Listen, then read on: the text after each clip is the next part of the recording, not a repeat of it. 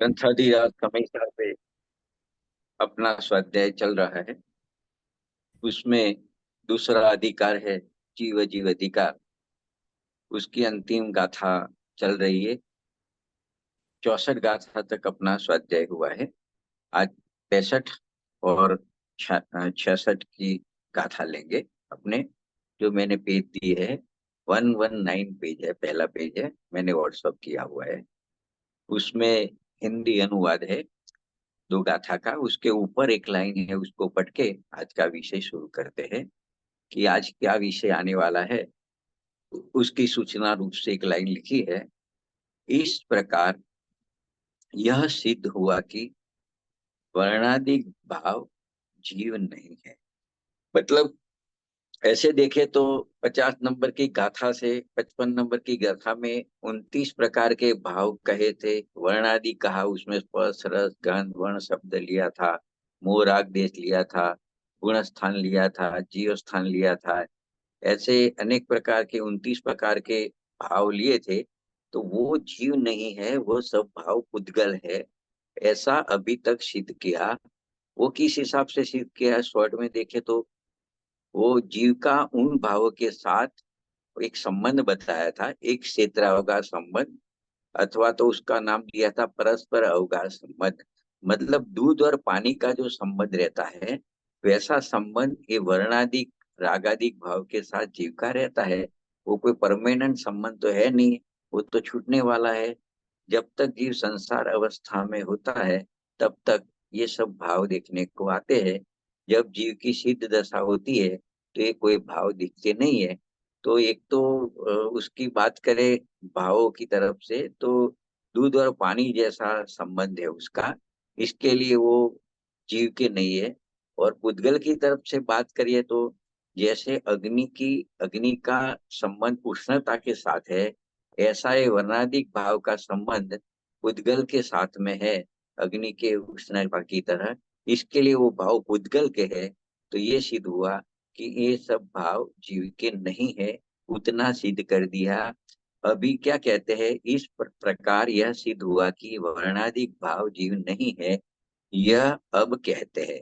और उसको आगे ये गाथा में ले जा रहे हैं।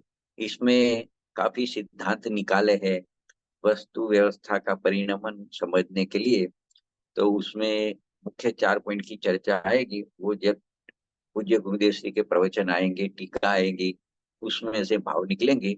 अभी तो यह अब कहते हैं, मतलब वही बात को आगे ये गाथा में ले जा रहे हैं, फिर ये विषय का समापन करेंगे इसके बाद में। तो क्या है, गाथा का पाठ 65 नंबर की गाथा है। जीव एक दो त्रय चार पंचेन्द्रिय बादर सूक्ष्म है, पर्याप्त अन पर्याप्त जीव जू नाम कर्म की प्रकृति है। देखो ये गाथा में इतना कहा कि एक इंद्रिय, दो इंद्रिय, तीन इंद्रिय, चार इंद्रिय, पंचेंद्रिय, फिर बादर सूक्ष्म, पर्याप्त अपर्याप्त, ये नाम दी है। वो जो 8 कर्म रहते हैं, इसमें 4 अगातिया कर्म रहता है, उसमें एक नाम कर्म रहता है, अगातिया नाम कर्म। उसकी 93 कर्म की प्रकृतियां रहती है, उसमें की ये प्रकृतियां है। तो ये सब नाम कर्म की प्रकृतियां है। और आगे जो पहला जीव शब्द लिखा है, तो इसमें ये कहना चाहते हैं कि एकेंद्रिय समझो कि नाम प्रकृति है, कर्म की प्रकृति है, वो पुद्गल रूप है। लेकिन वो जीव एकेंद्रिय पर्याय में होता है, जीव की पर्याय में एकेंद्रिय शरीर होता है, दो इंद्रिय का शरीर होता है, तीन इंद्रिय का शरीर होता है। तो व्यवहार से एकेंद्रिय जीव ऐसा कहा जाता है, दो इंद्रिय जीव ऐसा कहा जाता है। लेकिन ये इंद्रिय है, एक हुए, दो हुए, तीन हुए, चार हुए, पांच हुए, जीव की पर्याप्त रूप अवस्था हुए या अनपर्याप्त अवस्था हुए, या जीव सूक्ष्म हुए या जीव बादर हुए, ये सब कर्म की प्रकृति है। लेकिन जीव के साथ संयोग होने से व्यवहार से उनको भी जीव कहा जाता है। लेकिन वो सब नाम कर्म की प्रकृति है, जो पुद्गल रूप है। इतना कहा 65 नंबर की गाथा में। 66 नंबर की गाथा में क्या कहते हैं, जो प्रकृति यह पुद्गल मही આ બધી પ્રકૃતિ પૂતગલમય છે, પૂતગલમાંથી બનેલી છે.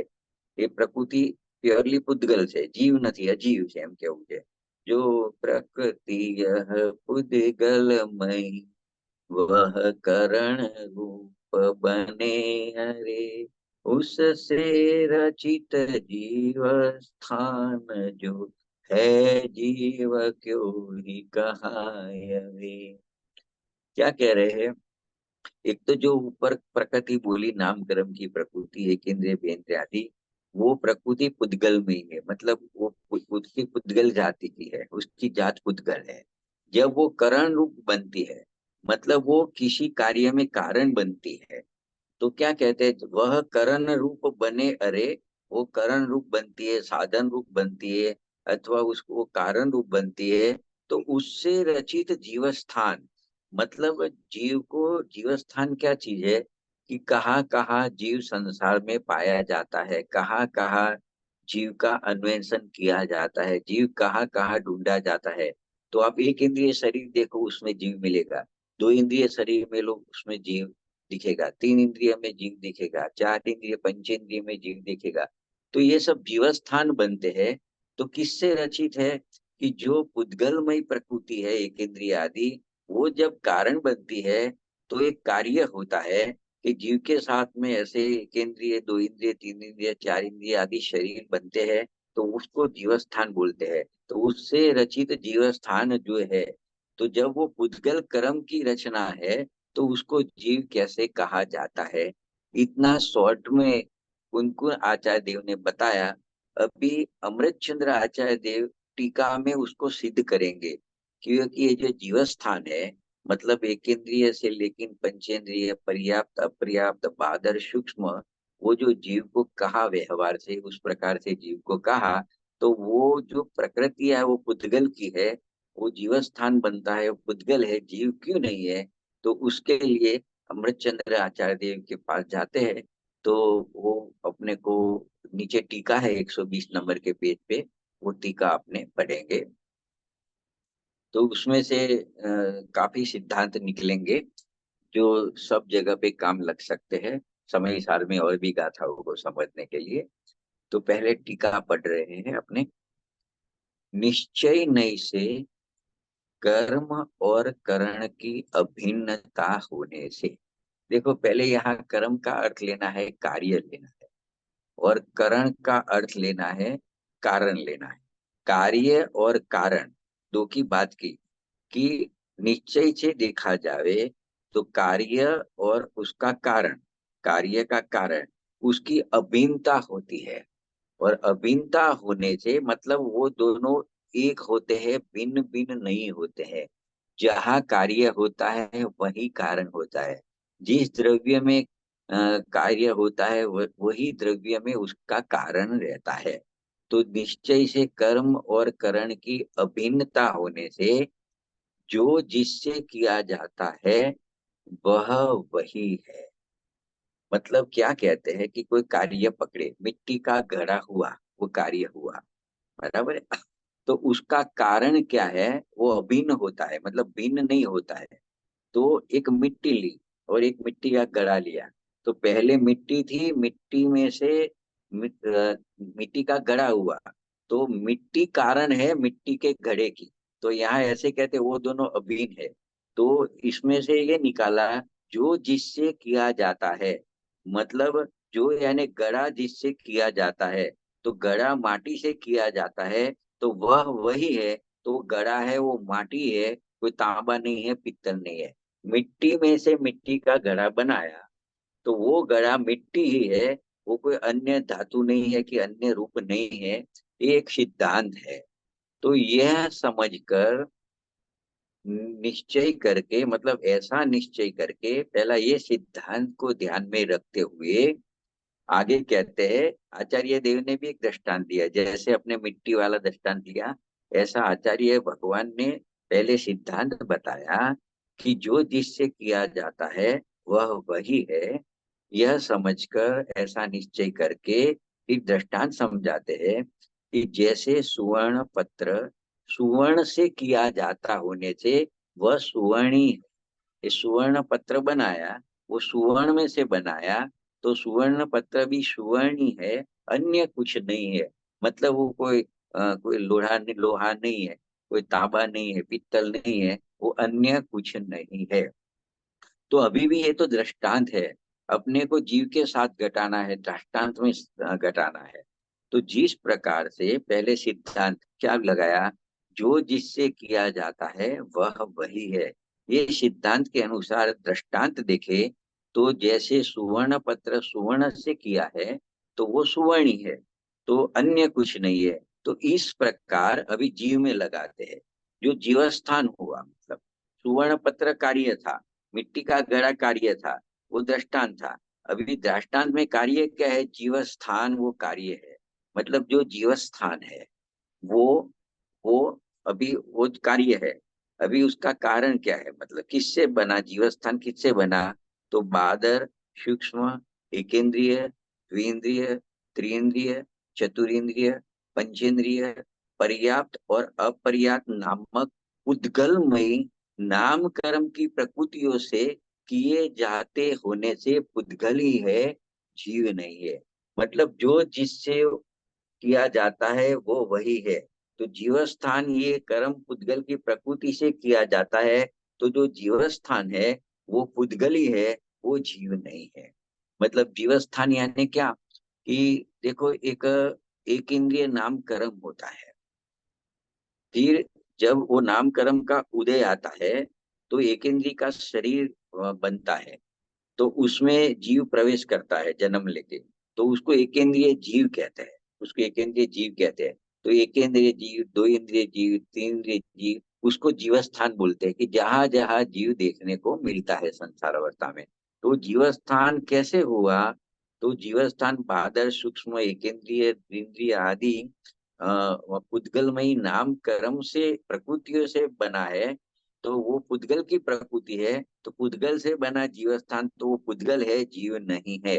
मतलब एक इंद्रिय का शरीर है वो पुद्गल है, अंदर जानने देखने वाला चैतन्य प्रभु है, वो जीव है। लेकिन जीव स्थान को, एक इंद्रिय को आप जीव व्यवहार से कह सकते हो, संयोग में एक इंद्रिय शरीर देख के, लेकिन वो जीव नहीं है, इतना यहाँ समझाना चाहते हैं। तो एक बात तो ये बताई, और कह के आगे क्या कहते हैं, कि नाम कर्म की प्रकृतियों की पुद्गलमयता तो आगम से प्रसिद्ध है। मतलब ये जो 8 प्रकार के कर्म होते हैं उसमें नाम कर्म है, वो पुद्गल है, वो तो आगम में प्रसिद्ध है, आगम में ये बात मिलती है। तो सबको ये विदित है, सब जानते हैं कि ये जो 8 प्रकार के कर्म रहते हैं इसमें नाम कर्म की बात चल रही है, और उसके प्रभेद जो है बाकी जो जिसकी चर्चा चल रही है, तो वो सब पुद्गल है, वो तो प्रसिद्ध है, और अनुमान से भी जानी जा सकती है।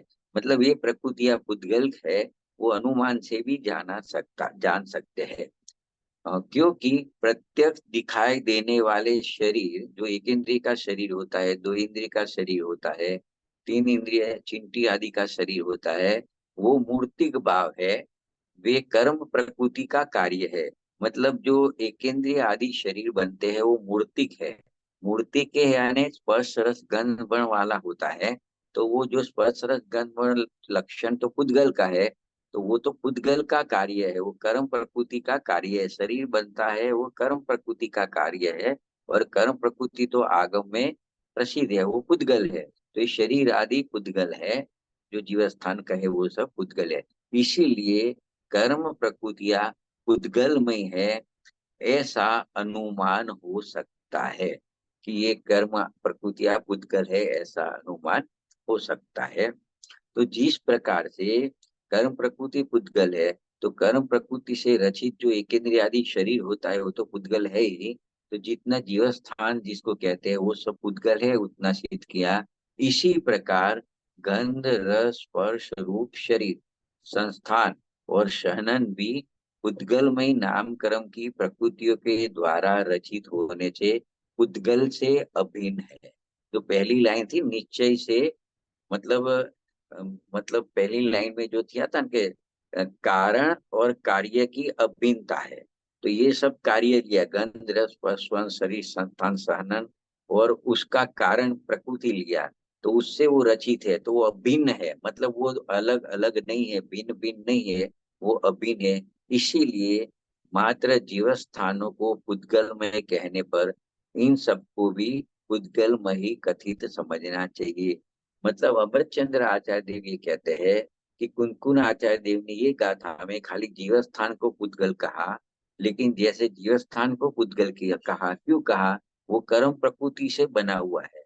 तो ये बाकी के जो भाव है, गंध रस स्पर्श वर्ण, वो भी कर्म प्रकृति से बने हैं, तो वो सब ही पुद्गल है, ऐसा समझ लेना। खाली जीव स्थान को पुद्गल कहा, तो जिस कारण से जीव स्थान पुद्गल है वही कारण इसमें भी मिलता है, तो ये सब पुद्गल है, ऐसा समझना चाहिए। तो ऐसी मार्मिक बात कुनकुन आचार्य देव और अमृत चंद्र आचार्य देव ने कही।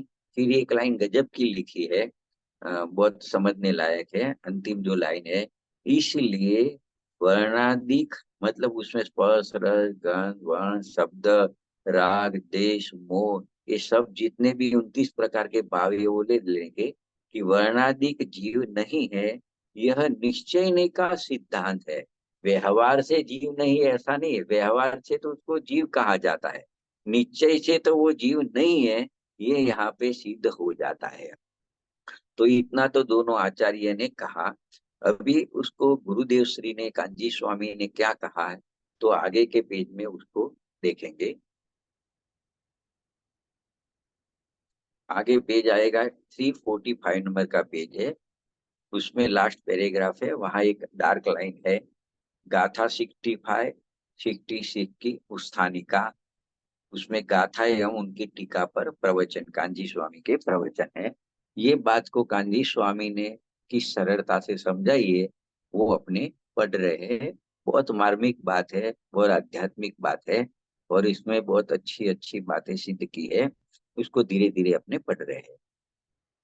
ये देखो, पूर्व गाथाओं के द्वारा, यानी इसके आगे की गाथाओं के द्वारा यह सिद्ध हो चुका है कि वर्णादिक भाव जीव नहीं है। वही बात अब इस गाथा में दृष्टांत द्वारा सिद्ध करते हैं। अभी उसको आगे देखते हैं। देखो, बहुत किस प्रकार से धर्म होता है, लोगों की मान्यता क्या है धर्म के बारे में, ये सब बातें इसमें आज खुलने वाली हैं। तो अभी आगे पढ़ रहे हैं उसको। प्रभु, धर्म का समझना बहुत सूक्ष्म बात है। वैसे तो अनंत काल से अज्ञान दशा में यह जीव अनेक बार हजारों रानियों को छोड़कर नग्न दिगंबर मुनि होकर जंगल में रहा, साधु बन के जंगल में रहा, परंतु चैतन्य स्वरूप अपने आत्मा का कभी भी भान नहीं किया। राग की क्रिया करते करते आत्मा हाथ आ जाएगा, मतलब अनुभव हो जाएगा। जड़ की क्रिया करते करते चैतन्य की प्राप्ति होएगी, ऐसा माना है। ऐसी भ्रांति अनादि से इस जीव की, अज्ञानी जीव की चल रही है। अभी उसको समझा रहे हैं ये गाथा के माध्यम से। उससे यहाँ कहते हैं कि भाई, निश्चय नहीं से कर्म व करण में अभिन्न पना है, मतलब कार्य में और उसके कारण में या उसके साधन में अभिन्न पना है, मतलब एक है, दोनों एक है। उस उसके माध्यम से क्या समझाते हैं, देखो आगे भी। सत्यार्थ दृष्टि से वही बात दोहरा रहे। सत्यार्थ दृष्टि से कर्म यानी कार्य एवं करण यानी कारण साधन, ये दोनों एक है, अभिन्न है।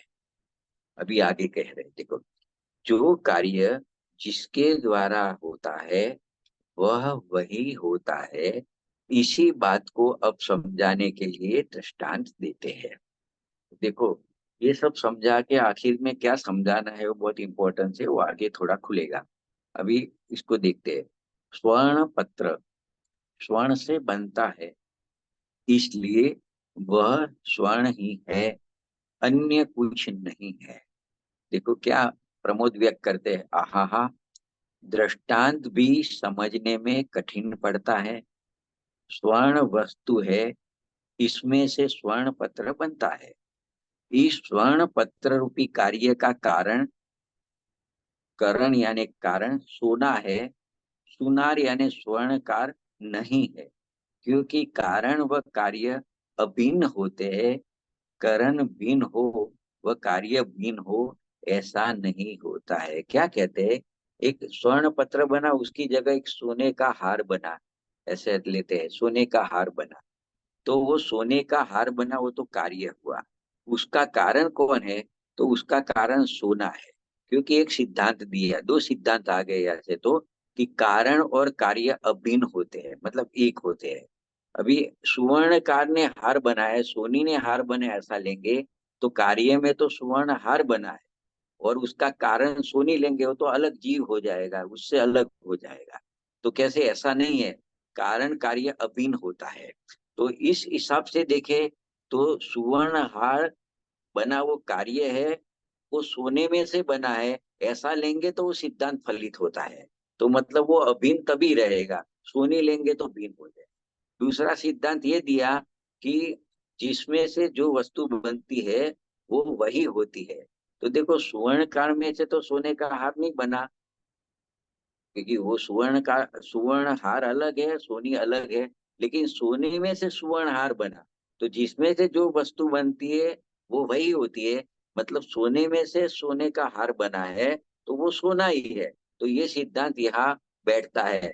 इसके लिए यहाँ कहा, ये दृष्टांत है कि सोने का हार रूपी कार्य हुआ, वो सोना सोने में से हुआ है, सोनी ने उसको नहीं बनाया है। तो ये तो दृष्टांत समझाया। फिर क्या कहते हैं, यहाँ निमित्त की तो बात ही नहीं है।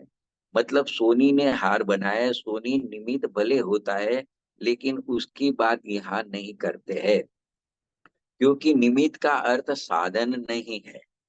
टीका में कहा है कि अन्य कुछ नहीं, वो टीका में अपने पढ़ा था अमृतचंद्र आचार्य देव की। मतलब इसका अर्थ ही यह है कि स्वर्ण पत्र के रूप में परिणत सोना सोना ही है। स्वर्ण पत्र को स्वर्णकार ने नहीं किया है, स्वर्ण स्वयं करण है। वह स्वर्ण पत्र उस स्वर्ण का कर्म है, यानी कार्य है। क्योंकि कार्य व कारण दोनों एक वस्तु में ही होते हैं। तो प्रश्न एक होता है, एक प्रश्न किया है, तो क्या स्वर्णकार स्वर्ण पत्र का कर्ता नहीं है? मतलब सोनी सोने का हार या सोने का पत्र नहीं बनाता है? तो उसका उत्तर देते हैं, नहीं भाई। यदि स्वर्ण पत्र स्वर्णकार का कार्य हो, तो उसका स्वर्णकार के साथ अभेद होना चाहिए, किंतु वह स्वर्णकार के साथ अभेद नहीं है। जो स्वर्ण पत्र बना, वो स्वर्णकार के साथ में अभेद नहीं है। इसीलिए स्वर्णकार का कार्य वो स्वर्ण पत्र तो नहीं है, वह स्वर्ण के साथ अभिन्न होने से स्वर्ण का ही कार्य है। मतलब जो स्वर्ण पत्र बना, वो उसके साथ अभिन्न पणे स्वर्ण है, तो स्वर्ण का कार्य है। उसके साथ अभेद पणे स्वर्णकार नहीं है, तो वो स्वर्णकार का कार्य नहीं है। इतना यहाँ पे सिद्ध किया। देखो फिर वो थोड़ा आश्चर्य व्यक्त हो, मतलब वो क्या बताते हैं आगे। वितराग परमेश्वर का मार्ग बहुत सूक्ष्म है। आजकल तो यह बात सुनने को भी नहीं मिलती, तथा इसके बदले में धर्म के नाम पर यह करो वह करो, ऐसा करो वैसा करो, ऐसी राग करने की ही बात सभी जगह चलती है। मतलब इस प्रकार की बात, सूक्ष्म बातें अभी तो चलती नहीं है कहीं। लेकिन धर्म तो करना है, धर्म कैसे करना वो बताते हैं। तो मतलब वो राग करने की बात ही चल रही है, ऐसा करो वैसा करो तैसा करो, धर्म हो जाएगा। व्रत करो, तप करो, भक्ति करो, पूजा करो, यात्रा करो, दान दो। तो इस प्रकार से मतलब वो परिणाम तो राग में होते हैं। तो राग करने का उपदेश ही धर्म के नाम पे लोग बाग दे रहे हैं, और उसी राग में ही धर्म मान के बैठे हैं। लेकिन ऐसी बात यहाँ चलती नहीं है, अभी बहुत कम चलती है, ऐसा कह रहे हैं। देखो यहाँ तो क्या कहते हैं, यहाँ तो ऐसा कहते हैं कि यात्रा करने का भाव, वो राग भाव है। यात्रा करने का भाव, पूजा करने का भाव, दान देने का भाव, मंदिर वगैरह बनवाने का भाव राग है। ये सभी भाव को एक राग में डाल दिया, क्योंकि उस प्रकार का राग उत्पन्न होता है कि मेरे को यात्रा करनी है, मेरे को पूजा करनी है, मुझे दान देना है, मुझे मंदिर बनाना है, वो जो विकल्प रहते हैं वो राग ही है। तो वो सब भाव राग है। और इस राग का कारण उद्गल है, वो राग का कारण जीव नहीं है। ऐसा ही इस गाथा में कह रहे हैं कि जो इस प्रकार का जो राग होता है, वो राग तो कार्य हुआ और उसका कारण पुद्गल है। राग कार्य है, वह उसका कारण पुद्गल जड़ कर्म है। चैतन्य में जीव कारण तथा राग उसका कार्य, ऐसा हो ही नहीं सकता है। मतलब जहाँ राग रूपी कार्य होता है तो उसका कारण उद्गल होता है। वो राग रूपी कार्य का कारण जीव कभी, चैतन्य स्वरूप जीव कभी नहीं होता है। क्यों नहीं होता है वो भी आगे सिद्ध करेंगे। हाँ, और ये राग रूपी कार्य का कारण उद्गल क्यों है और राग रूपी कार्य का कारण जीव क्यों नहीं है, वो दोनों बात आगे सूक्ष्मता की बात को सरल करके समझाएंगे।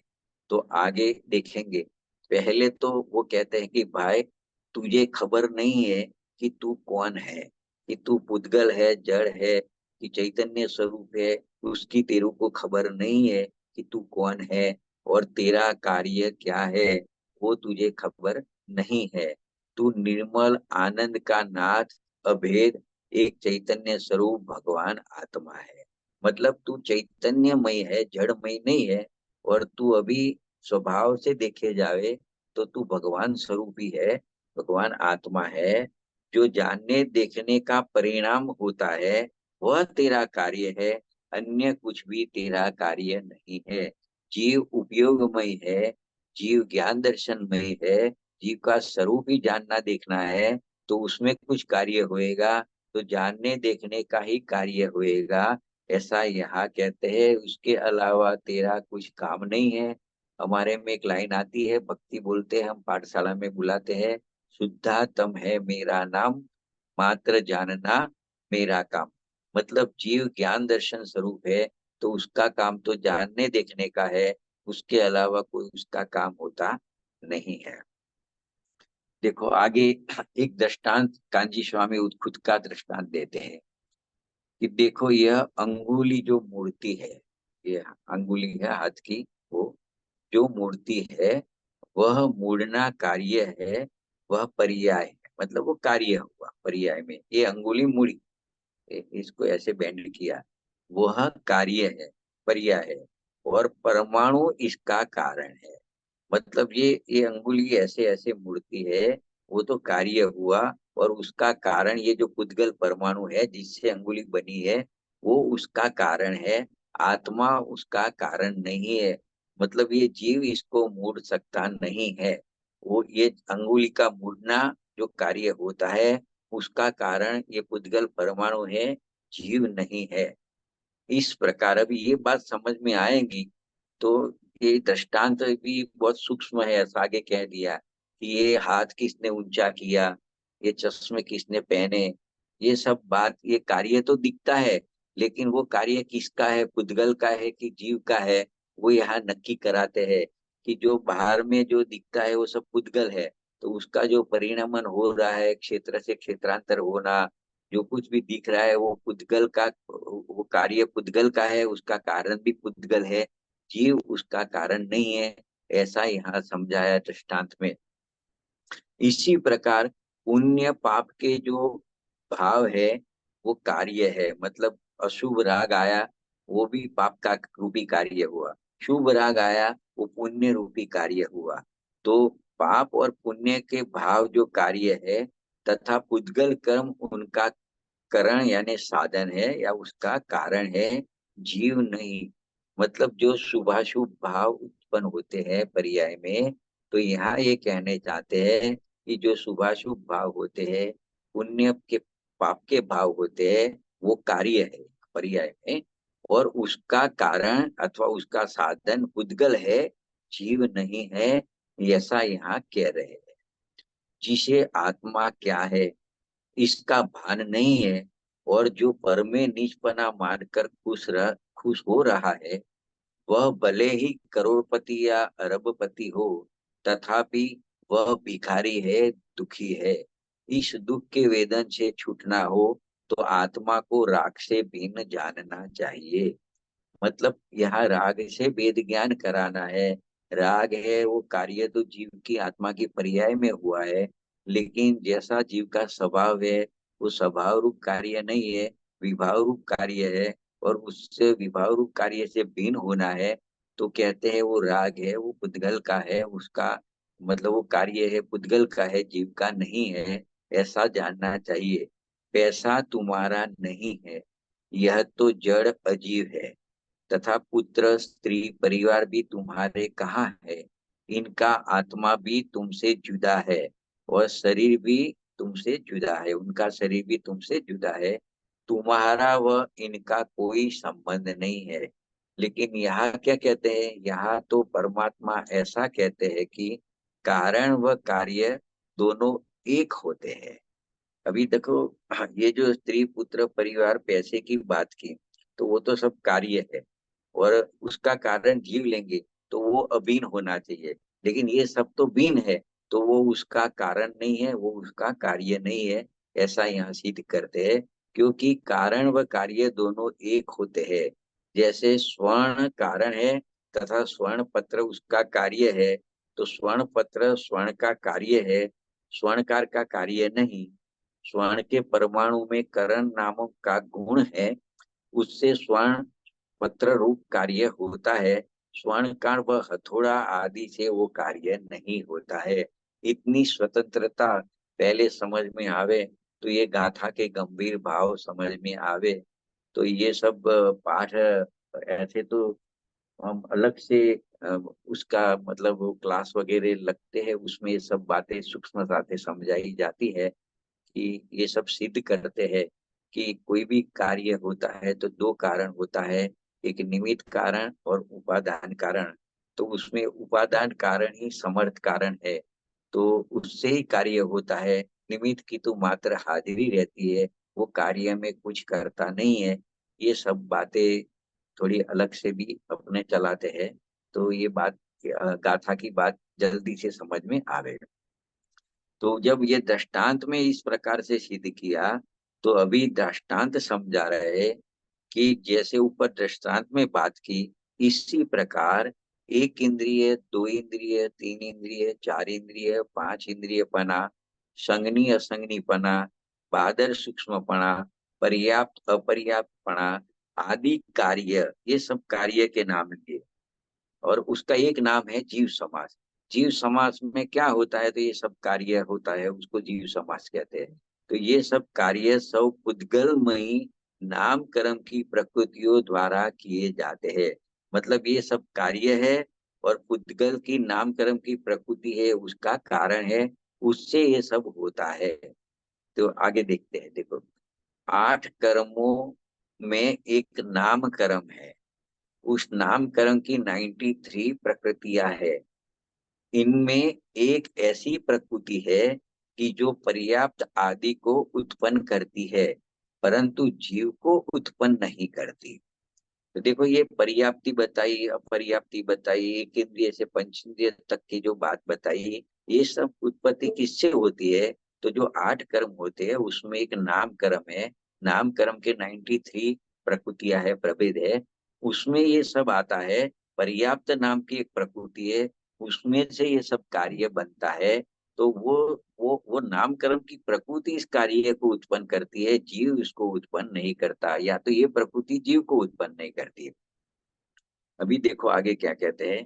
पंचास्तिकाय, कुनकुन आचार्य का एक अलग ग्रंथ है, तो कहते हैं पंचास्तिकाय में आता है कि छह काय जीव नहीं है। छह काय में मतलब पांच स्थावर काय, पृथ्वी जल अग्नि वायु वनस्पति, ये पांच स्थावर काय जो उसको एक इंद्रिय होती है। और एक तरस काय, तरस में दो इंद्रिय से लेके संगनी पंचेंद्रिय तक होते हैं। तो पांच थावर और एक तरस, तो छह काय के जीव इस प्रकार से बताए।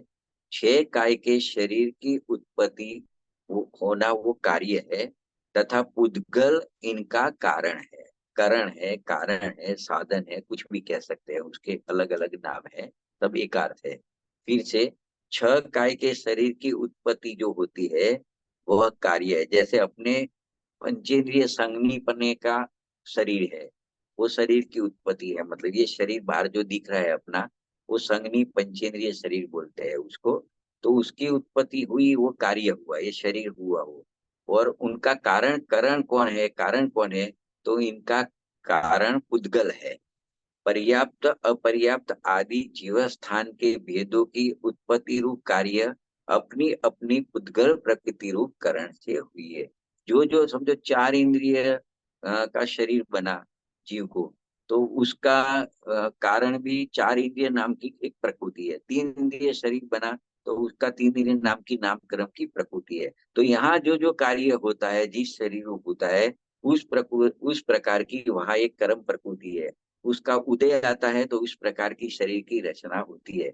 तो कार्य भी पुद्गल और उसका साधन है, कारण है, वो भी पुद्गल, ये यहाँ सिद्ध करना है। तो यह बात बैठना जरा कठिन पड़ती है, परंतु भाई भगवान आत्मा तो, ये बात तो नक्की कर सकते हैं ना, अभी जो बात कर रहे हैं कि भगवान आत्मा तो यानी अपनी आत्मा जो है, चैतन्य स्वरूप आत्मा है। भगवान आत्मा तो ज्ञान घन चैतन्य बिंब प्रभु है। मतलब आत्मा तो ज्ञान घन है, ज्ञान से ही बनी हुई है। वो तो चैतन्य, चैतन्य से बनी हुई है। इसमें एक इंद्रिय, दो इंद्रिय, तीन इंद्रिय आदि शरीर कुछ होता नहीं है। तो ये कह रहे हैं कि भगवान आत्मा तो ज्ञान घन चैतन्य बिंब प्रभु है। इसमें ये पर्याप्त अपर्याप्त, एक इंद्रिय, दो इंद्रिय, तीन इंद्रिय आदि भेद कहाँ से आए? किसी की भी आत्मा देखो, एक सूक्ष्म निगोरिया जीव की आत्मा देखो, मच्छर की आत्मा देखो, माखी की आत्मा देखो, अपनी आत्मा देखो, ये तिरियन जो दिख रहे उनकी देखो, नारकी की आत्मा देखो, देव की आत्मा देखो, किसी की भी आत्मा देखो, वो तो चैतन्य बिंब है, ज्ञान घन है। इसमें ये सब कहाँ से आए? एक इंद्रिय, दो इंद्रिय, मनुष्य शरीर, नारकी शरीर, देव शरीर, तिर्यन शरीर, ये सब कहाँ से भेद ऐसा आया? चैतन्य बिंब, ये घन का बहुत अच्छा अर्थ करे, ज्ञान घन। घन का अर्थ अच्छा समझाते हैं कि पहले जो घी आता था, वो ठंड के समय में ऐसा जम जाता था कि उसमें आंगली डालो तो आंगली भी अंदर जावे नहीं, उसकी फांस लगे। और उसमें कुछ भी तावेता से उसको निकालने जाओ तो बैंड हो जावे, उसको घन बोलते हैं। मतलब तो ऐसा ही एक ज्ञान घन है, उसमें कोई राग का प्रवेश नहीं है, कोई कर्म का प्रवेश नहीं है, कोई शरीर का प्रवेश नहीं है। ऐसा एक ज्ञान घन है आत्मा तो उसमें उसके ज्ञान के अलावा कोई चीज अंदर प्रवेश पा सकती नहीं है, ऐसा यहाँ कहना है। तो उसमें ये सब कहाँ से आ गया? अभी एक प्रश्न किया है कि यह शरीर ठीक रहे तो धर्म हो सकता है। ये तो प्रश्न है, मतलब कि शरीर ठीक होवे तो धर्म हो सकता है, मतलब शरीर से धर्म होता है, ऐसा प्रश्न है। और उसने तर्क भी रखा है, कहाँ भी है, शरीर मादम खलु धर्म साधनम। मतलब क्या कहते हैं कि ऐसा प्रश्न किया है, शरीर अच्छा हुए तो धर्म होता है, तो शरीर के माध्यम से धर्म होता है, ऐसा प्रश्न है। तो उसको समझा रहे गांधी स्वामी, नहीं भाई, शरीर से धर्म नहीं होता। यह शरीर तो जड़ माटी धूड़ है, अजीव है, इससे तेरा काम क्या हो सकता है? जड़ से चेतन में कोई काम नहीं होता है। यहाँ यही तो कहा है कि जीव के जो पर्याप्त अपर्याप्त बादर सूक्ष्म इत्यादि भेद पढ़ते हैं, व्यवहार से जीव के भेद कहे जो पढ़ते हैं, वे नाम कर्म की प्रकृति के कारण पढ़ते हैं, तथा वह जड़ कर्म का कार्य है, आत्मा का कार्य नहीं है। ये जो शरीर है अपने पास, पंचेंद्रिय शरीर है, तो वो जड़ कर्म का काम है, आत्मा का कार्य है ही नहीं। वो आत्मा से भिन्न है, तो फिर उससे धर्म कैसे होएगा? क्योंकि धर्म तो आत्मा में होता है, आत्मा की पर्याय में होता है। और ये शरीर तो अजीव है, वो तो कर्म की प्रकृति से हुआ है, तो उससे धर्म कैसे होएगा? शरीर से धर्म कैसे होएगा? आगे कहते हैं, देखो, भगवान तू कौन है तथा तेरे में क्या काम होता है, इसकी तुझे खबर नहीं है। बाहरी बड़प्पन के सामने आत्मा का बड़प्पन भाषित नहीं होता। अनुकूल संयोग मिलने पर तुझे बाहर का बड़प्पन आ गया है, परंतु भाई इससे तू दुखी होकर मर रहा है। सभी भेद व राग से भिन्न भगवान आत्मा चैतन्य स्वरूप महाप्रभु है। उसका महत्व तुझे क्यों नहीं आता? भाई पर की महिमा मिटाकर अनंत महिमावंत निस्वरूप की महिमा कर। मतलब शरीर से धर्म होएगा, ये राग से धर्म होएगा, इस प्रकार की बाहर की अनुकूलता होएगी तो धर्म होएगा। तो तेरे को परद्रव्य की इतनी महिमा आती है, लेकिन तेरा आत्मा इतना महिमावंत है, उसकी महिमा क्यों नहीं आती? जब तक तुझे तेरे आत्मा की महिमा नहीं आएगी, तब तक तेरे में धर्म प्रवेश नहीं कर सकेगा। तू जब पर से ही मेरा धर्म होता है ऐसा पराधीन बना रहेगा, तब तक तेरे को धर्म होने वाला नहीं है, ऐसा समझाते हैं। अभी देखो, उससे सीधे नजदीक लाते हैं और वेद ज्ञान कराते हैं कि दया, दान, व्रत, तप इत्यादि शुभ भाव करके तू ऐसा मानने लगता है कि मैंने बहुत किया और ये सब किया, इससे धर्म हो गया। लेकिन ऐसी बात नहीं है, तू ऐसा मान रहा है, अज्ञानी ऐसा मान रहा है। क्यों नहीं है? जबकि इससे जरा भी धर्म नहीं होता। अभी ये बात समझने के लिए भी अपनी जिगर होनी चाहिए। क्या कह रहे हैं? दया की, बहुत दान किया, व्रत किए, तप किए, इत्यादि शुभ भाव किए। तो ऐसे शुभ भाव करके तू ऐसा मानने लगा है कि मैंने बहुत किया, धर्म के लिए बहुत किया, और ये सब किया, इससे मेरे को धर्म हो गया या हो जाएगा। तो कैसे? जबकि इससे जरा भी धर्म नहीं होता। बापू जरा सुन, ये पैसा, मकान आदि जड़ को रखने वाला भी तू नहीं है। अरे पैसा रखने के जो पाप भाव होते हैं, वे भी तू नहीं है। ये राग तेरा नहीं है। चाहे दया करने का राग आता है, तो दया का राग हुए, दान का राग हुए, व्रत करने का राग हुए, तप करने का राग हुए, वो राग भी तेरा नहीं है और तू इस राग का नहीं है। यह पुद्गल का कार्य है और पुद्गल ही इसका कारण है। ऐसा यहाँ समझाते हैं। देखो आगे जाते हैं। एक ये छोड़ देते हैं पैराग्राफ, दो पैराग्राफ नीचे प्रश्न उत्तर है वो लेते हैं। और प्रश्न दूसरा है, जगत का थोड़ा बहुत भला करने की तो बात कहो। आप सबकी मना कर रहे हो, सबकी मना कर रहे हो, तो क्या कह रहे हैं?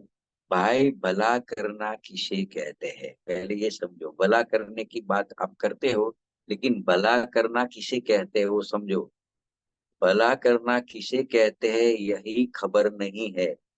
भगवान तो ऐसा कहते हैं कि सर्वज्ञ स्वभावी आत्मा में निर्मल श्रद्धा, ज्ञान, शांति यानी चारित्र का जो वितराग परिणाम होता है, यही सच्ची मलाई भलाई है।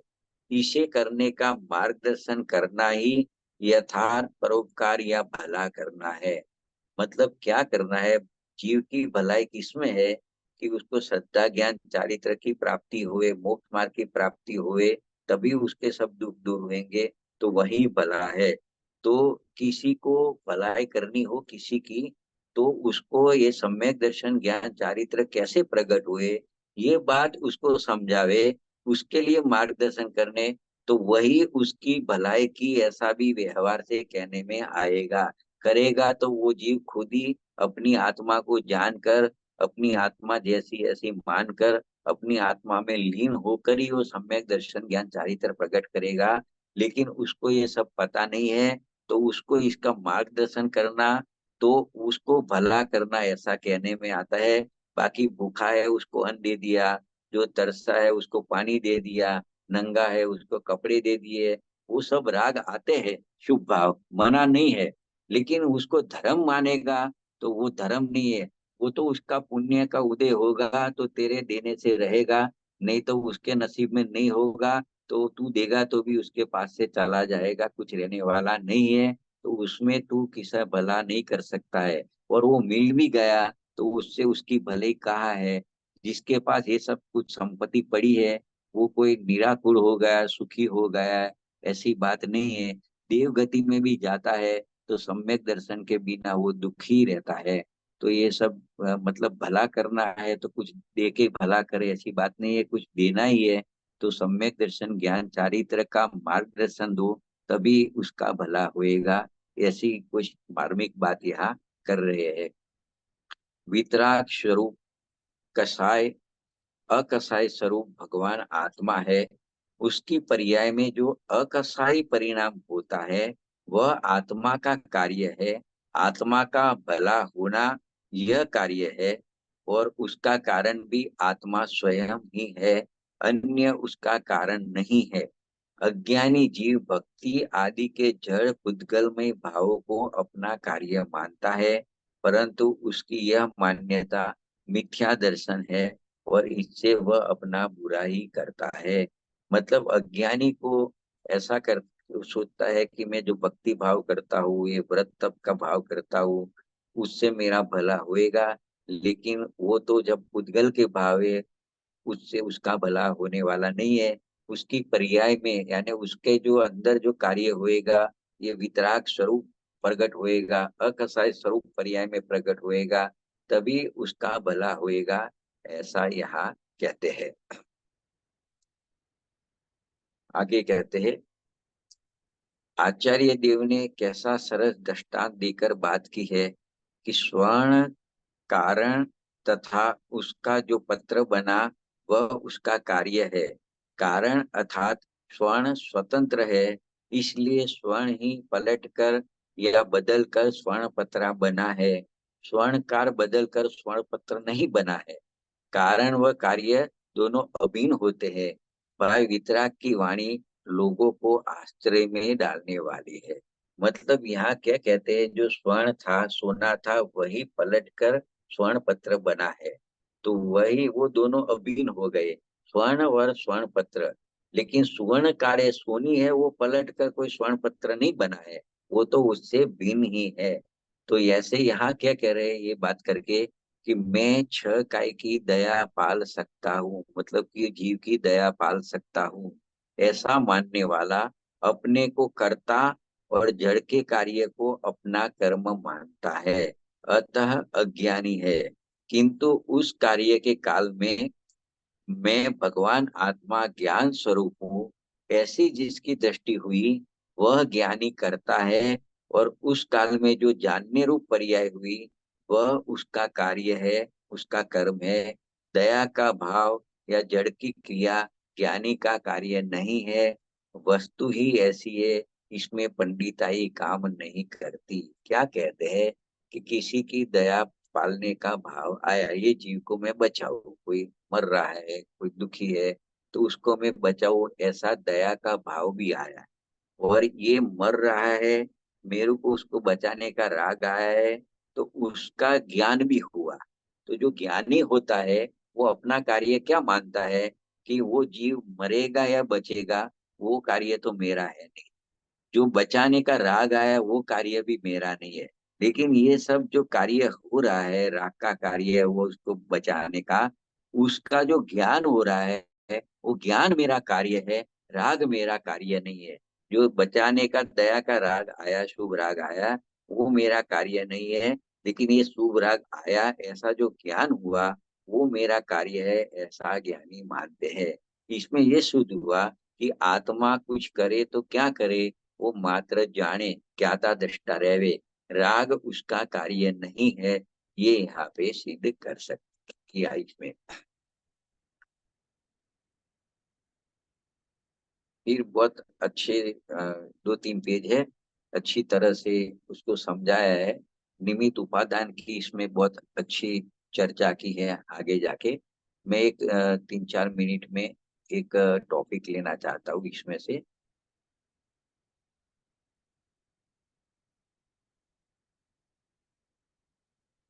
शायद उसमें नहीं होगा, मैं एक सूक्ष्म चर्चा करना चाहता हूँ।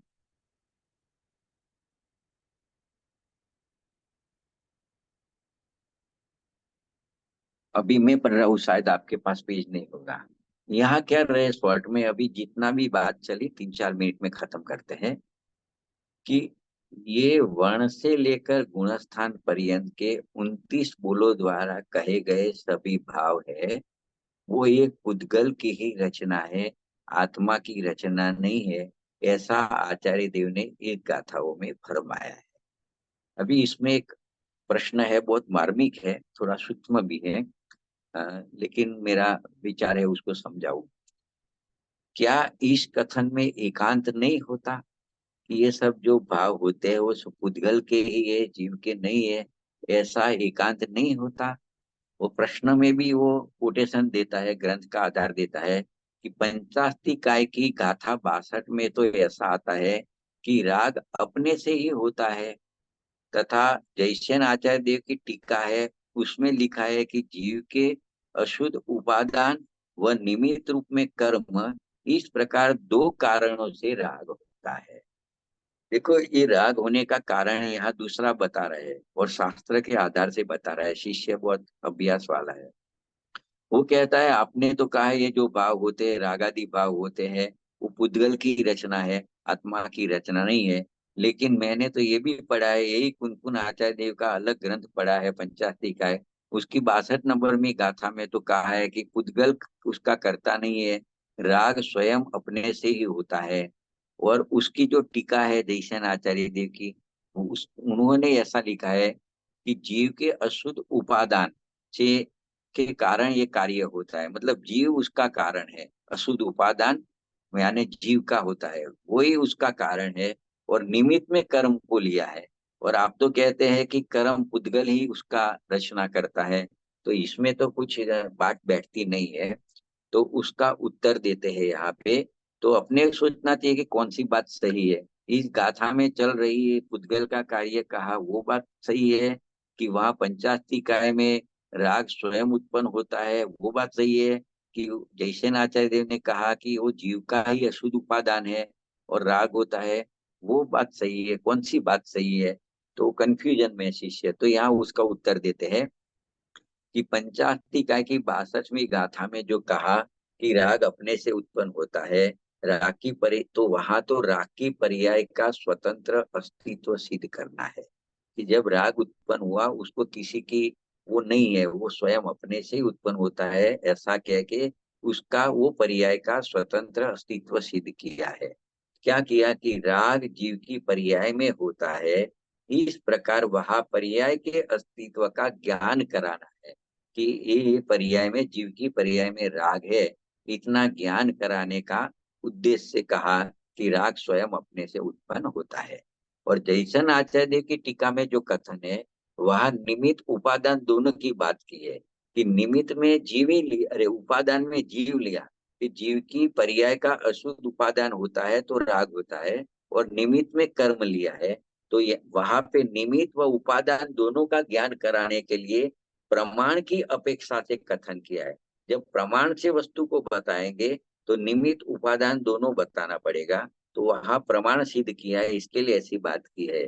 तो जिनवाणी में अनेक अपेक्षाएं होती है, और ये गाथा में जो पुद्गल का कार्य है ऐसा कह दिया, तो यहाँ क्या अपेक्षा है? यहाँ तो स्वभाव की दृष्टि की अपेक्षा बतानी है कि ये राग का लक्ष्य छोड़ के जीव स्वभाव में आ जावे, उस अपेक्षा से राग को पुद्गल में डाल दिया है।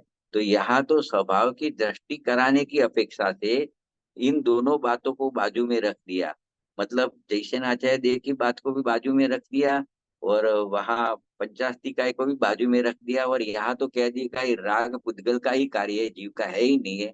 ऐसा कह के राग में से, पर्याय पे से दृष्टि हटा के अपने त्रिकाली स्वभाव की दृष्टि करानी है, इसके लिए यहाँ ये बात की है। तो इसके लिए राग को पुद्गल का कहा है। तो जिनवाणी में अलग अलग बात सिद्ध करने के लिए अलग अलग अपेक्षा से कथन आते हैं। तो जहाँ जिस कथन में क्या सिद्ध करना है, तो उसकी वो ध्यान में रखते हुए वो अपेक्षा समझे, तो सब बात भगवान की समझ में आ जाएगी। अंत में निष्कर्ष में यही लिया इस गाथा में कि ये द्रव्य पर्याय दो है। ये द्रव्य की दृष्टि करने से सम्यक दर्शन होता है, और पर्याय की दृष्टि, पर्याय में राग है, शुभ राग है, जितने भी दया दान व्रत सब पूजा के, तो वो पर्याय दृष्टि हो जाती है।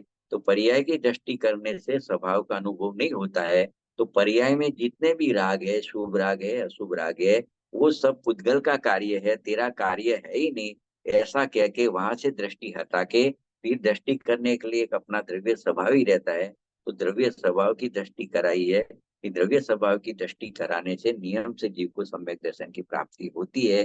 तो उसको ध्यान में रखते हुए ये सब गाथाएं चल रही है। तो यहाँ पे अपने समय के हिसाब से भी अपना टाइम पूरा होता है, तो यहाँ अपने विराम लेते हैं।